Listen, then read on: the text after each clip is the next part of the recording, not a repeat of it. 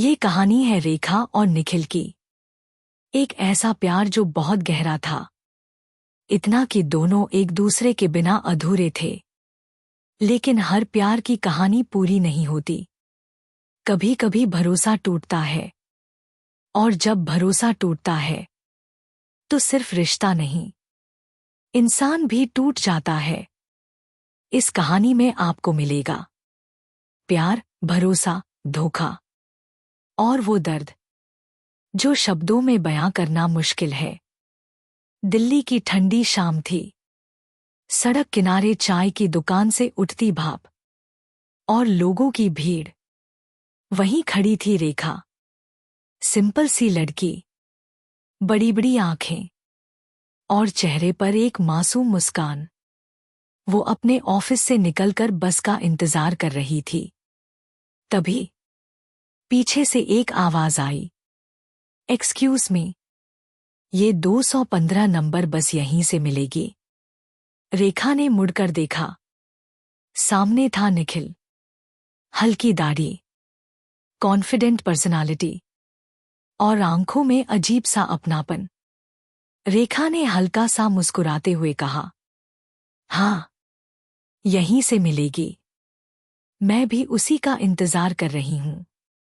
दोनों के बीच बस इतनी सी बात हुई, लेकिन शायद किस्मत को यही मंजूर था। बस आई, भीड़ थी, दोनों को साथ खड़े होने की जगह मिल गई। बस के झटकों के साथ कभी हाथ टकराते, कभी नजरें मिलती, और बिना कुछ कहे दोनों के दिलों में कुछ शुरू हो चुका था। अगले दिन रेखा फिर उसी समय बस स्टॉप पर पहुंची, और हैरानी की बात, निखिल पहले से वहां खड़ा था। हाय, उसने मुस्कुराते हुए कहा। हाय, रेखा ने हल्के से जवाब दिया। धीरे धीरे ये हाय रोज का हिस्सा बन गया। फिर बातें शुरू हुईं। नाम, काम, पसंद, नापसंद। रेखा को पता चला कि निखिल एक एटी कंपनी में काम करता है, और निखिल को पता चला कि रेखा एक डिजाइनर है। कुछ ही दिनों में दोनों के बीच एक अजीब सा कनेक्शन बन गया था। एक दिन बारिश हो रही थी, बस लेट थी, और दोनों छत के नीचे खड़े थे। निखिल ने कहा, तुम्हें बारिश पसंद है? रेखा ने मुस्कुराकर कहा, बहुत, लेकिन भीगना नहीं। निखिल हंस पड़ा, तो फिर तुम अधूरी हो, क्योंकि बारिश का मजा तो भीगने में है। रेखा ने हल्के से उसे देखा और बोली, और तुम पागल हो। दोनों हंस पड़े। उस दिन निखिल ने पहली बार रेखा को चाय ऑफर की, और रेखा ने मना नहीं किया। धीरे धीरे चाय की वो छोटी सी दुकान उनकी कहानी का हिस्सा बन गई। हर शाम वो दोनों वहीं मिलते, कभी काम की बातें, कभी जिंदगी की, कभी सपनों की। निखिल के साथ रेखा खुद को बहुत सेफ फील करती थी, जैसे कोई है जो उसे समझता है। और निखिल, वो तो रेखा को देखते ही खुश हो जाता था। एक दिन निखिल ने अचानक कहा, रेखा, अगर मैं तुम्हें एक बात कहूं तो तुम नाराज तो नहीं होगी? रेखा थोड़ा सीरियस हो गई। क्या बात? निखिल ने गहरी सांस ली और कहा, मुझे तुम पसंद हो। कुछ सेकंड सब कुछ रुक गया। रेखा के दिल की धड़कन तेज हो गई। उसने नजरें झुका लीं। वो कुछ बोल नहीं पा रही थी। निखिल ने जल्दी से कहा, अगर तुम कंफर्टेबल नहीं हो तो कोई बात नहीं, हम वैसे ही दोस्त रह सकते हैं। रेखा ने धीरे से उसकी तरफ देखा और मुस्कुरा दी। मुझे भी। बस इतना ही काफी था। उस दिन से उनकी दोस्ती प्यार में बदल गई। दिन गुजरते गए, प्यार गहरा होता गया। दोनों हर चीज साथ करने लगे। मूवीज, शॉपिंग, लॉन्ग वॉक्स, हर छोटी बड़ी खुशी साथ। निखिल रेखा का बहुत ख्याल रखता था, उसकी हर छोटी बात याद रखता। और रेखा, वो पूरी तरह निखिल पर ट्रस्ट करने लगी थी। उसके लिए निखिल सिर्फ बॉयफ्रेंड नहीं था, उसकी दुनिया था। एक दिन रेखा की दोस्त पूजा ने पूछा, तू निखिल पर इतना भरोसा कैसे कर लेती है? रेखा मुस्कुराई, क्योंकि वो कभी मेरा भरोसा नहीं तोड़ेगा। पूजा ने थोड़ा सीरियस होकर कहा, देख रेखा, आजकल कोई भी परफेक्ट नहीं होता। रेखा ने तुरंत कहा, निखिल अलग है। शायद यही वो जगह थी जहां से कहानी बदलनी शुरू होने वाली थी। लेकिन रेखा को अभी तक कुछ भी अंदाजा नहीं था। उसके लिए तो सब कुछ परफेक्ट था, और कभी-कभी सब कुछ बहुत ज्यादा परफेक्ट होना ही सबसे बड़ा खतरा होता है। प्यार जब नया होता है तो हर चीज खूबसूरत लगती है, लेकिन समय के साथ कुछ छोटी छोटी चीजें बदलने लगती हैं, और वही छोटी चीजें कभी कभी बहुत बड़ा तूफान बन जाती हैं। रेखा और निखिल की जिंदगी भी अब पहले जैसी नहीं रही थी। पहले जहां हर दिन कॉल्स, मैसेज और मुलाकातों से भरा होता था, वहीं अब निखिल थोड़ा बिजी रहने लगा था। आज ऑफिस में बहुत काम है, मीटिंग है, क्लाइंट कॉल है, ऐसे बहाने अब रोज सुनने को मिलते थे। एक शाम रेखा उसी चाय की दुकान पर बैठी थी। वो इंतजार कर रही थी। घड़ी की सुइयां बढ़ती जा रही थी, लेकिन निखिल नहीं आया। उसने कॉल किया, फोन स्विच ऑफ, मैसेज किया, कोई जवाब नहीं। करीब 1 घंटे बाद निखिल का मैसेज आया, सॉरी, बहुत काम था, फोन की बैटरी खत्म हो गई थी। रेखा ने सिर्फ ओके लिखा, लेकिन उस ओके में वो सुकून नहीं था जो पहले हुआ करता था। अगले दिन निखिल फिर नॉर्मल था, हंस रहा था, बातें कर रहा था, जैसे कुछ हुआ ही नहीं। रेखा ने खुद को समझाया, शायद मैं ही ओवरथिंक कर रही हूं, लेकिन दिल कभी झूठ नहीं बोलता। कुछ दिनों बाद रेखा ने नोटिस किया, निखिल अक्सर फोन लेकर थोड़ा दूर चला जाता था, कभी कॉल रिसीव करने, कभी मैसेज करने। पहले वो सब कुछ रेखा के सामने करता था, अब कुछ छुपाने लगा था। एक दिन रेखा ने कैजुअली पूछा, किसका मैसेज था? निखिल थोड़ा हिचकिचाया, फिर बोला, ऑफिस का था। रेखा ने सिर हिलाया, लेकिन इस बार उसे यकीन नहीं हुआ। उस रात रेखा सो नहीं पाई। उसके दिमाग में वही सवाल घूम रहा था, अगर सब ठीक है तो वो मुझसे दूर क्यों जा रहा है? अगले दिन रेखा ने अपनी दोस्त पूजा से बात की। पूजा ने सीधा पूछा, क्या तूने कभी उसका फोन चेक किया? रेखा ने तुरंत मना कर दिया, नहीं, मुझे उस पर भरोसा है। पूजा ने धीरे से कहा, भरोसा अच्छी बात है, लेकिन अंधा भरोसा खतरनाक होता है। रेखा ने कुछ नहीं कहा, लेकिन उसके मन में एक बीज बोया जा चुका था, शक का बीज। कुछ दिन बाद एक ऐसी घटना हुई जिसने सब कुछ बदल दिया। उस दिन रेखा अचानक निखिल के ऑफिस के पास गई। वो उसे सरप्राइज देना चाहती थी, लेकिन जो उसने देखा वो उसके लिए किसी शौक से कम नहीं था। निखिल एक लड़की के साथ खड़ा था। दोनों हंस रहे थे। बहुत करीब, इतना करीब जितना सिर्फ दो दोस्त नहीं होते। रेखा के कदम वहीं रुक गए। उसका दिल जोर से धड़कने लगा। उसने खुद को समझाने की कोशिश की, शायद ये उसकी कॉलीग होगी, लेकिन दिल मानने को तैयार नहीं था। तभी उस लड़की ने निखिल का हाथ पकड़ लिया और निखिल ने उसे हटाया नहीं। बस वही पल था जब रेखा के अंदर कुछ टूट गया। वो बिना कुछ कहे वहां से चली गई, आंखों में आंसू, दिल में हजार सवाल।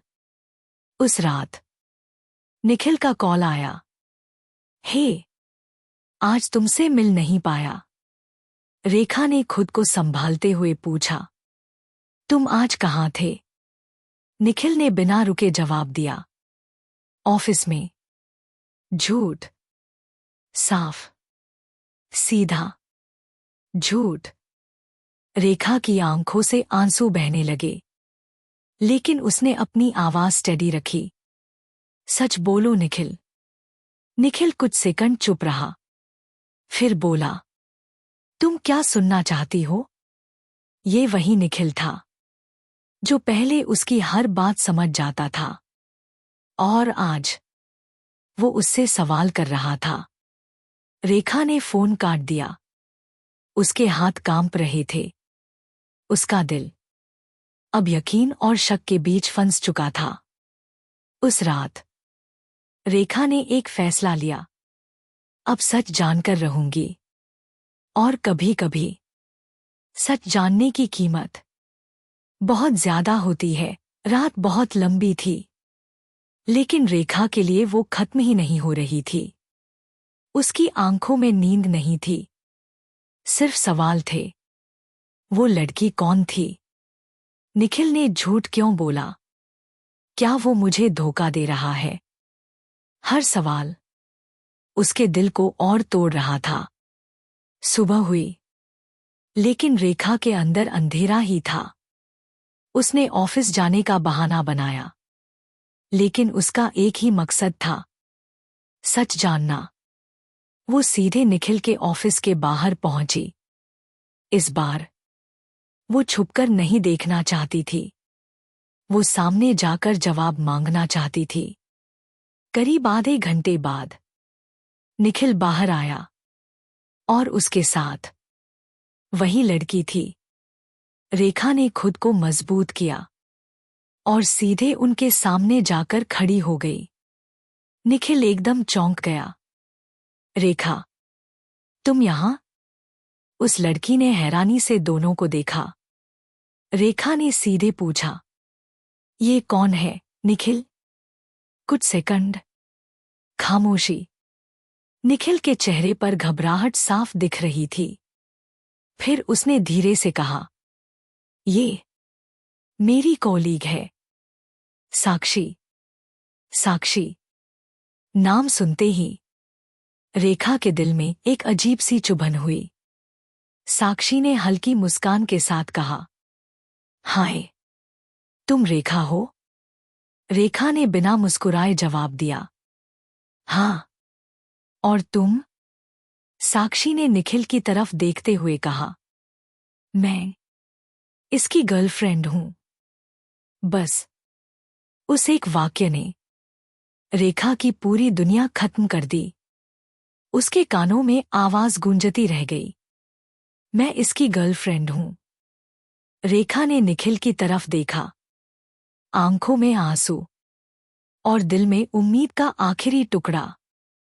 ये झूठ बोल रही है ना? उसने धीमी आवाज में पूछा। निखिल चुप था। उसकी चुप्पी ही सबसे बड़ा जवाब थी। रेखा की आंखों से आंसू बहने लगे। निखिल, कुछ तो बोलो। निखिल ने नजरें झुका लीं और कहा, मैं तुम्हें हर्ट नहीं करना चाहता था। रेखा हंस पड़ी, एक टूटी हुई हंसी। तो क्या कर रहे थे तुम? मुझे खुश रख रहे थे। साक्षी बीच में बोली, देखो, अगर तुम्हें सच नहीं पता था तो ये मेरी गलती नहीं है। रेखा ने उसकी तरफ देखा। तुम्हें पता था इसके बारे में? साक्षी ने बिना झिझक कहा। हाँ, मुझे सब पता था। ये सुनकर रेखा के पैरों तले जमीन खिसक गई। मतलब, दोनों को सब पता था, बस उसे छोड़कर। रेखा ने निखिल की तरफ देखा। क्यों किया तुमने ऐसा? निखिल ने धीरे से कहा। मैं साक्षी से पहले से कमिटेड था, लेकिन जब तुम मिली तो मैं खुद को रोक नहीं पाया। तो मैं क्या थी? रेखा ने रोते हुए पूछा। निखिल ने जवाब दिया। तुम एक गलती थी, बस। उस एक शब्द ने रेखा को अंदर से खत्म कर दिया। गलती? जिस प्यार को उसने अपनी जिंदगी समझा, वो किसी के लिए सिर्फ एक गलती था। रेखा अब कुछ नहीं बोल पाई। उसने आखिरी बार निखिल को देखा और वहां से चली गई। उसके कदम लड़खड़ा रहे थे, लेकिन वो रुकी नहीं, क्योंकि अगर वो रुकती तो शायद टूट जाती। उस दिन के बाद रेखा पूरी तरह बदल गई। वो पहले जैसी हंसती हुई लड़की अब खामोश रहने लगी। फोन बंद, दोस्तों से दूरी, दुनिया से कट गई। पूजा ने बहुत कोशिश की उसे समझाने की, लेकिन जिस इंसान पर रेखा ने सबसे ज्यादा भरोसा किया, उसी ने उसे सबसे ज्यादा तोड़ा था। एक रात रेखा अपने कमरे में बैठी थी। सामने वही तस्वीर जिसमें वो और निखिल साथ थे, खुश, बेखबर। रेखा ने तस्वीर उठाई और धीरे से कहा, तुमने सिर्फ मेरा दिल नहीं तोड़ा निखिल, तुमने मुझे मुझसे छीन लिया। उसकी आंखों से आंसू गिरते रहे, लेकिन इस बार वो सिर्फ रो नहीं रही थी, वो अंदर से बदल रही थी। और कभी-कभी धोखा इंसान को तोड़ता नहीं, उसे कुछ और बना देता है। समय सब कुछ बदल देता है, और कभी-कभी इतना बदल देता है कि इंसान खुद को पहचान नहीं पाता। निखिल के जाने के बाद रेखा की जिंदगी जैसे रुक गई थी। दिन गुजरते थे, लेकिन उसके अंदर कुछ भी नहीं बदल रहा था। वो अभी भी उसी जगह खड़ी थी जहां निखिल उसे छोड़कर गया था। लेकिन हर अंधेरी रात के बाद सुबह जरूर होती है। धीरे धीरे रेखा ने खुद को संभालना शुरू किया। पहले उसने रोना कम किया, फिर खुद से बातें करना शुरू किया। और एक दिन उसने आईने में खुद को देखा। उसकी आंखें सूजी हुई थी, चेहरा थका हुआ था, लेकिन उसकी आंखों में एक नई चीज थी, जिद। उसने खुद से कहा, जिस इंसान ने मुझे तोड़ा है, मैं उसे ये हक नहीं दूंगी कि वो मेरी पूरी जिंदगी बर्बाद कर दे। उस दिन रेखा ने एक फैसला लिया। अब वो खुद के लिए जिएगी। उसने अपने काम पर ध्यान देना शुरू किया। नई डिजाइन्स, नई आइडियाज, दिन रात मेहनत। धीरे धीरे उसका नाम कंपनी में पहचान बनने लगा। लोग कहने लगे, रेखा बहुत टैलेंटेड है। लेकिन किसी को ये नहीं पता था कि उस टैलेंट के पीछे कितना दर्द छुपा है। पूजा ने एक दिन मुस्कुराते हुए कहा, अब लग रहा है मेरी पुरानी रेखा वापस आ गई है। रेखा ने हल्के से जवाब दिया, नहीं, ये नई रेखा है। और सच में वो अब पहले वाली रेखा नहीं थी। अब वो मजबूत थी, समझदार थी, और सबसे जरूरी, अब वो खुद से प्यार करना सीख चुकी थी।